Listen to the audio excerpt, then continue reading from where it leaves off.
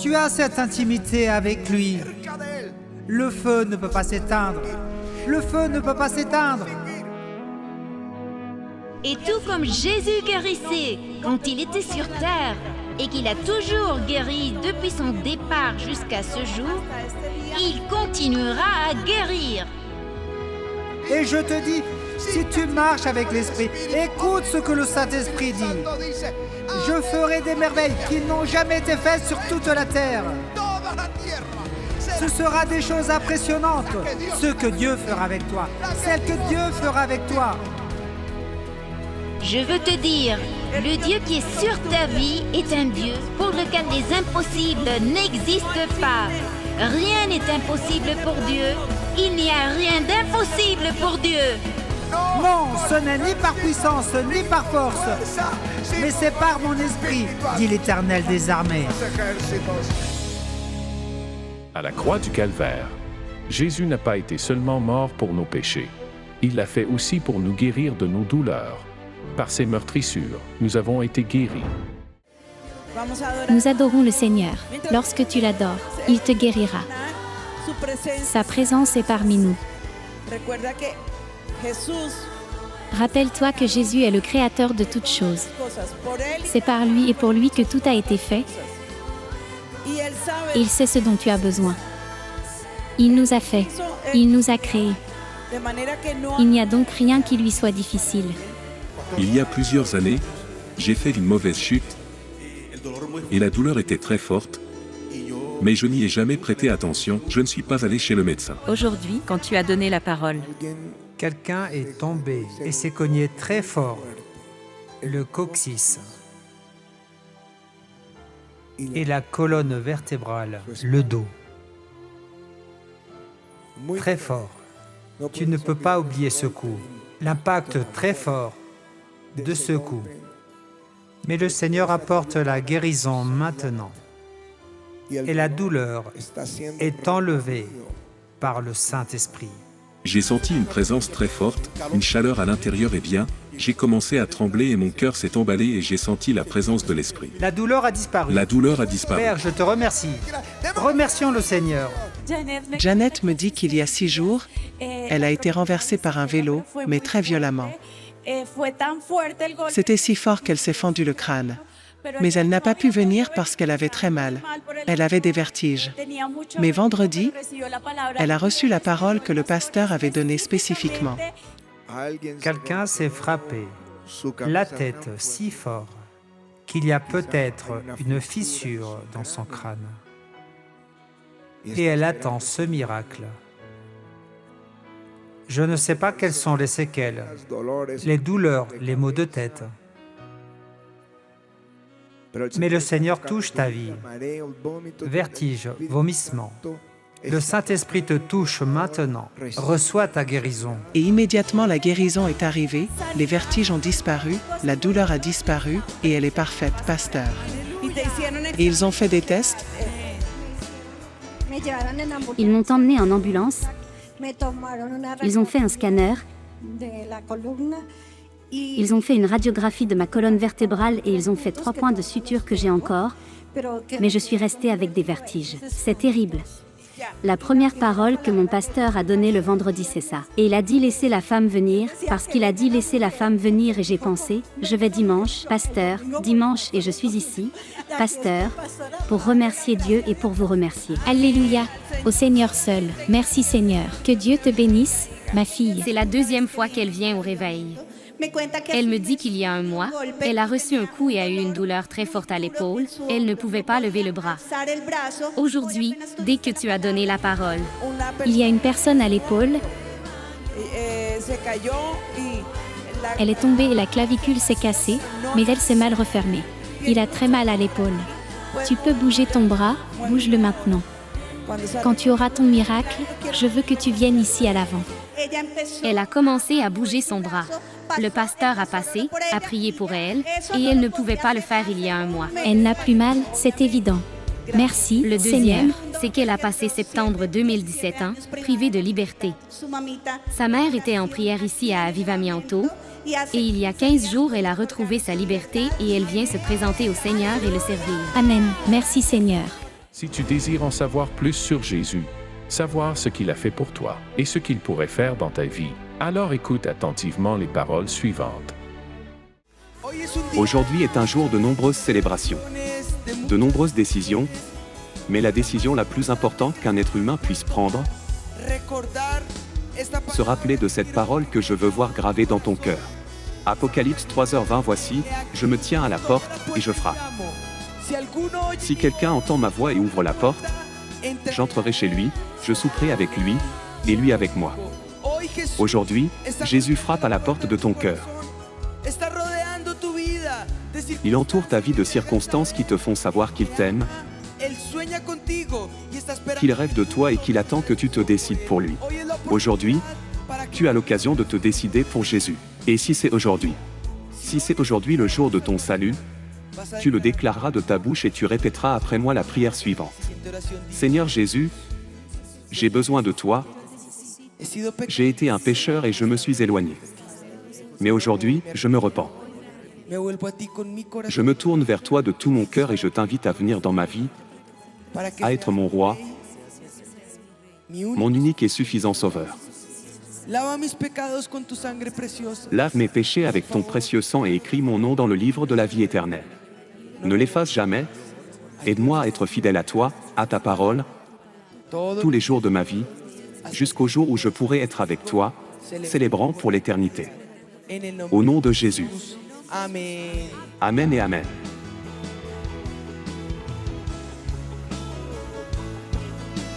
À présent, tu vas découvrir un puissant message qui édifiera ta vie et te donnera la conviction dans ton âme que le Seigneur se battra toujours pour toi. Ne te distrais pas parce qu'une seule parole peut changer ta vie pour toujours. Avec vous, le pasteur Ricardo Rodriguez. Psaume 107. Et à partir du verset 10, il est dit: ceux qui avaient pour demeure les ténèbres et l'ombre de la mort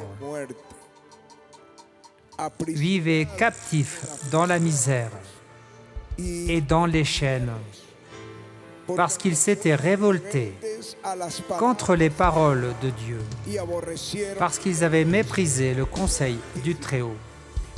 Il humilia leur cœur par la souffrance. Ils succombèrent, et personne ne les secourut. Dans leur détresse, ils crièrent à l'Éternel, et il les délivra de leur angoisse. Il les fit sortir des ténèbres et de l'ombre de la mort, et il rompit leurs liens. Qu'ils louent l'Éternel pour sa bonté et pour ses merveilles en faveur des fils de l'homme. Car il a brisé les portes d'airain, il a rompu les verrous de fer.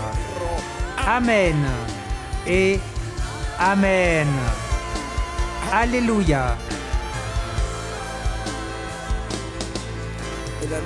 Dans la Nouvelle Bible internationale, en espagnol, le verset 10 dit: d'autres se trouvent dans des lieux où régnaient d'épaisses ténèbres et l'obscurité la plus noire.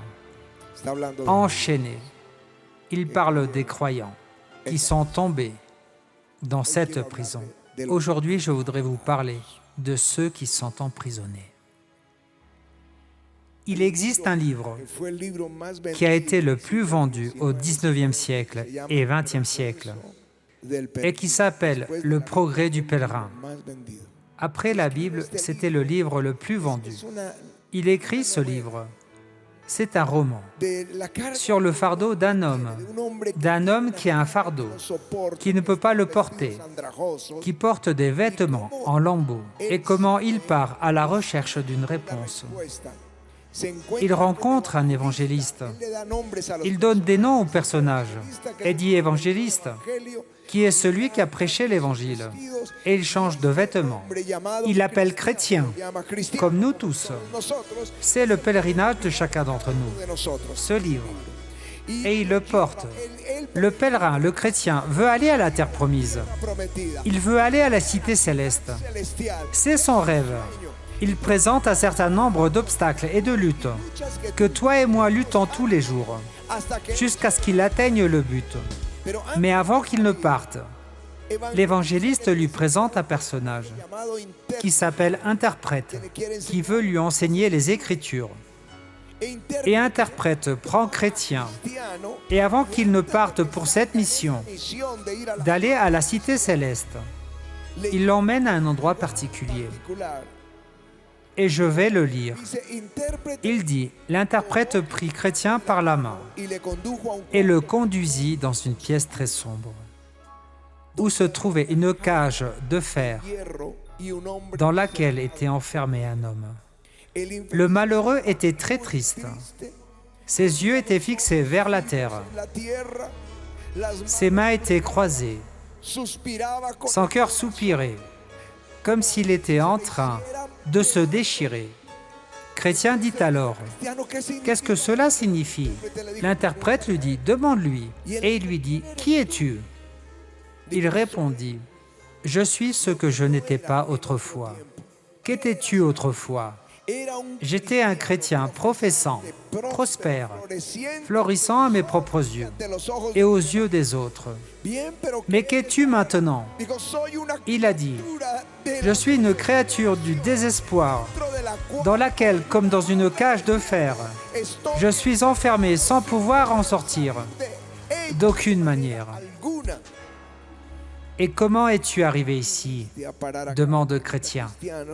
Et en cage, il répond, j'ai cessé de prier, j'ai cessé de veiller, j'ai donné libre cours à mes passions, j'ai expressément péché contre la parole du Seigneur, j'ai attristé l'Esprit Saint, il s'est éloigné de moi, j'ai laissé le diable prendre le contrôle de ma vie.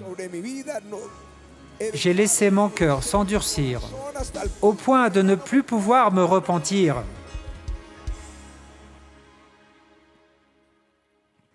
Et la conversation se produit avec l'emprisonné. C'est quelqu'un qui ne peut pas avancer, qui ne peut pas courir vers la bénédiction, parce qu'il est emprisonné.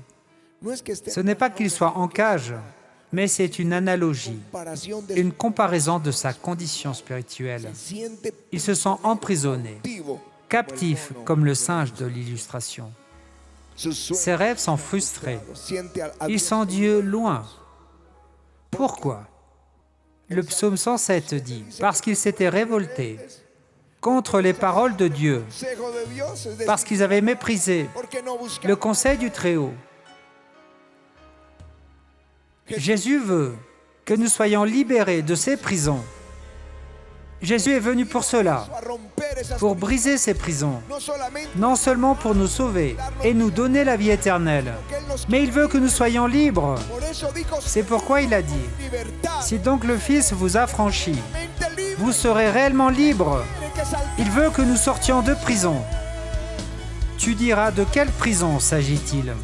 Eh bien, le psaume 107 dit, « Ceux qui avaient pour demeure les ténèbres et l'ombre de la mort, de cette prison, vivaient captifs dans la misère et dans les chaînes. » Le mot hébreu « affliction » signifie « en dépression, emprisonné dans la misère,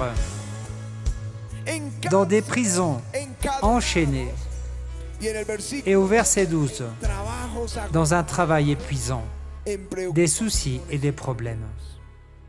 Ils sont emprisonnés parce qu'ils ont ignoré Dieu. Il y a des cages parfois émotionnelles dans nos vies, comme le manque de pardon, une amertume intérieure qui te consume de l'intérieur, provoque la colère, la maladie et la mort. Jésus a dit, « Si vous ne pardonnez pas, vous tomberez entre les mains des bourreaux. » Dans Matthieu 18, les bourreaux sont ceux qui te frappent et tu ne peux pas leur échapper. L'amour au monde vient comme un charme et quand nous commençons à regarder vers le monde, à nous empêtrer dans le monde, à nous faire des amis avec le monde, parce que celui qui est ami du monde devient un ennemi de Dieu. L'Écriture dit que soudain, on devient prisonnier.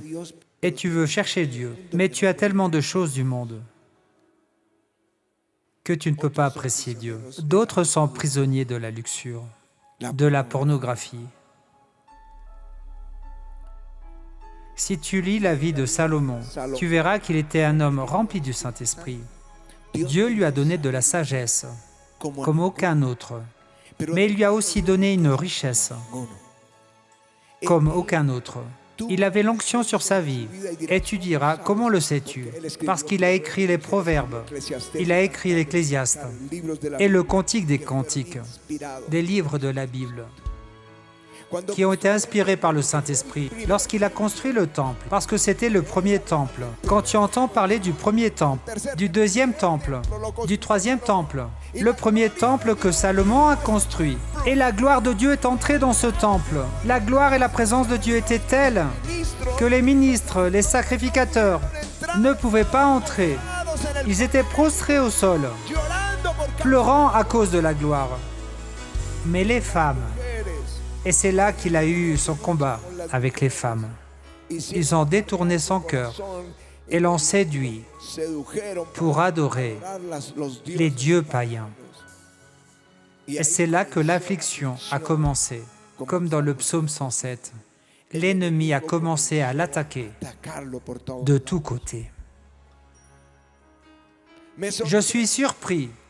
Vendredi, je parlais à quelqu'un qui avait des amis de l'école. Sur les réseaux, c'est déjà un homme marié, avec des enfants, avec des amis d'école, où l'environnement est mondain. La pornographie sur ces réseaux est telle que tu n'as même pas besoin de la chercher. Elle te saute aux yeux et tu deviens prisonnier. Prisonnier de la luxure, et tu ne peux pas en sortir. Ils veulent être libres, mais ils sont esclaves, ils sont liés. Ils sont dans une cage spirituelle. Ils aiment leur famille, mais ils sont emprisonnés. Ils aiment l'Église, mais ils sont toujours en cage. Ils aiment Dieu, mais ils sont dans cette condition, déprimés, angoissés, dans les ténèbres. Et bien que nous soyons assis, là où il y a de la lumière, le cœur est prisonnier. La Bible dit, fuyez les passions de la jeunesse. Fuyez la tentation. Pourquoi ne permets-tu pas à ton conjoint ou à tes parents, si tu es jeune, d'avoir accès à ton téléphone portable, à ton ordinateur, à ta tablette, à tes réseaux? Parce que cela rend transparent tout ce que tu fais. C'est une façon de faire attention. Au maximum, dans 99% des cas, il y a toujours quelqu'un. Patty a dit aux enfants d'accompagner Ricardo, de prendre soin de lui, toujours. L'un d'eux vient avec moi, n'est-ce pas? C'est mieux de nous protéger, parce qu'aujourd'hui je suis fort, ferme, mais Satan peut nous tendre un piège. Mais Dieu a un plan de protection avec moi. Si je prends des mesures, mais ils vont aux toilettes, ils s'enferment aux toilettes et ils sont là. Pourquoi ne laisses-tu pas ton téléphone portable dehors? Libre, libre, que l'on puisse le voir, ceux qui t'écrivent, de l'un à l'autre. C'est une mesure de protection. Cela s'appelle fuir la tentation. Car l'Écriture dit dans Jacques, « Heureux l'homme qui supporte patiemment la tentation, car après avoir été éprouvé, il recevra la couronne de vie. » Il y a une récompense, il y a une couronne quand tu résistes à la tentation.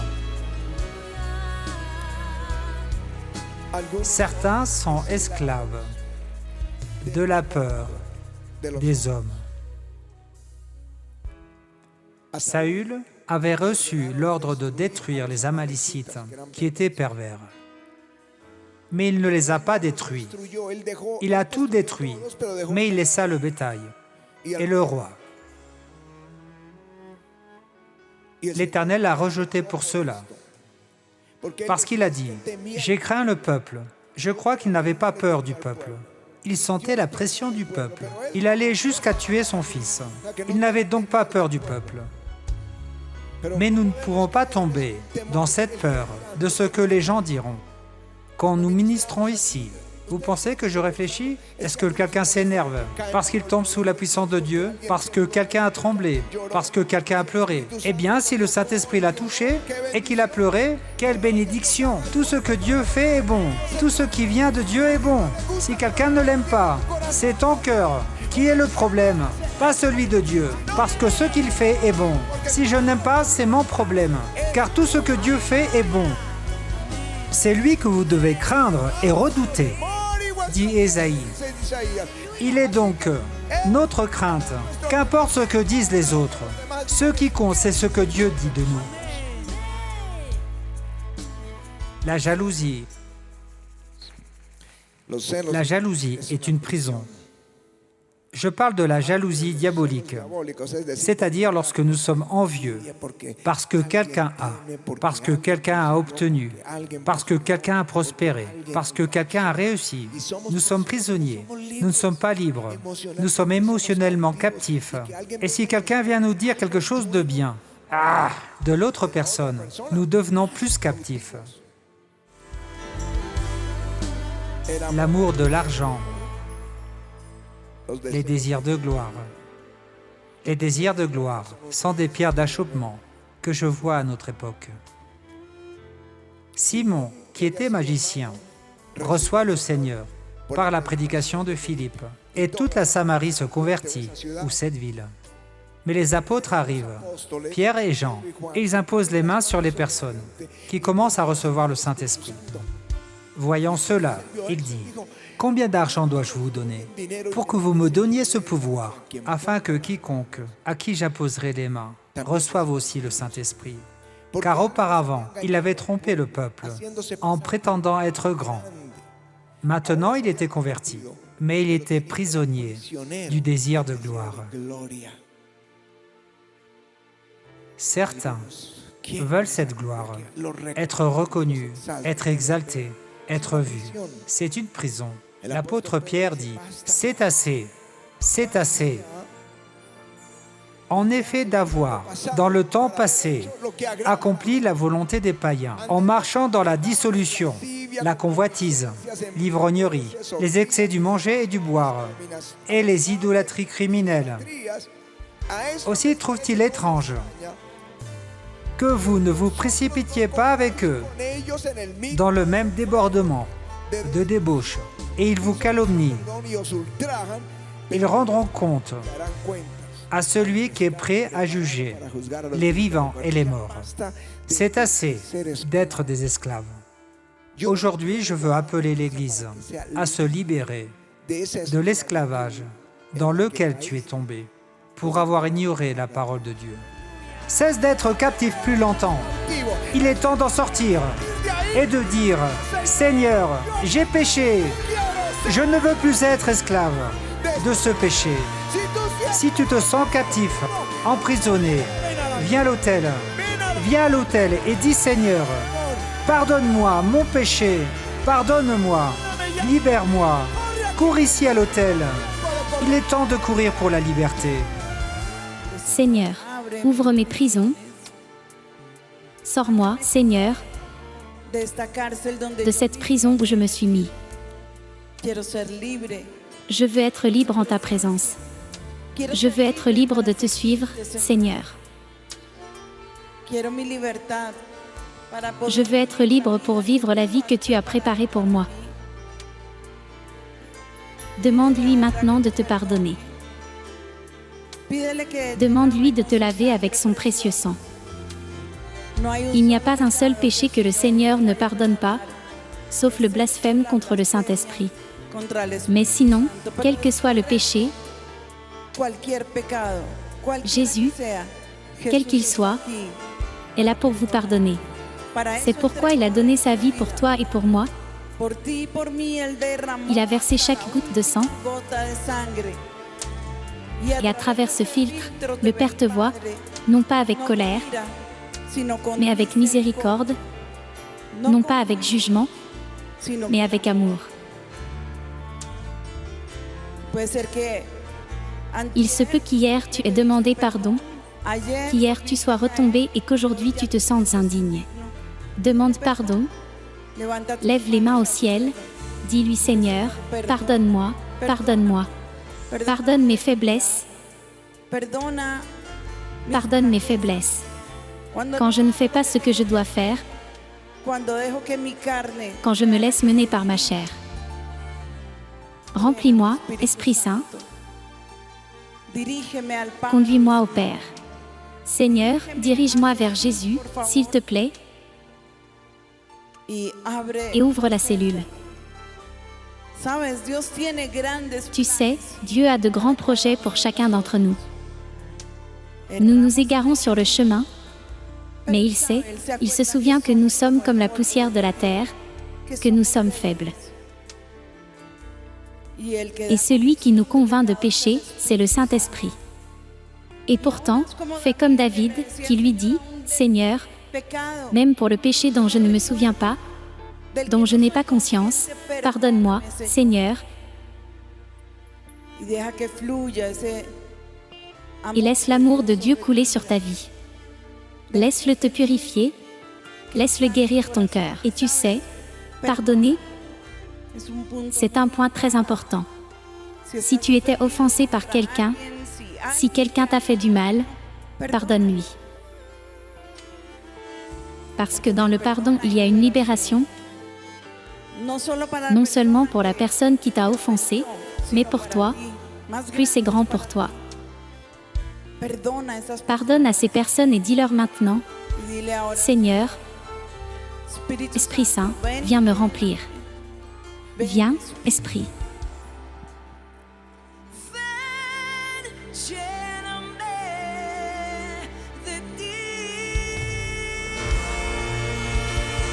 Alléluia.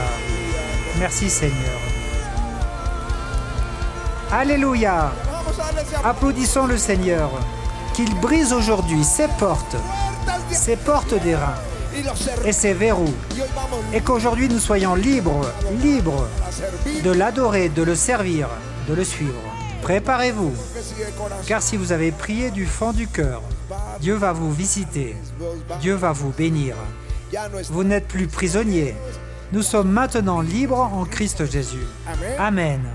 Applaudissons le Seigneur. Je ferai des merveilles qui n'ont jamais été faites sur toute la terre. Ce sera des choses impressionnantes, ce que Dieu fera avec toi, celles que Dieu fera avec toi.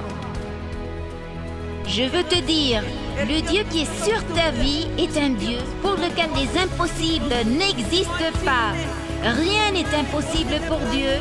Il n'y a rien d'impossible pour Dieu.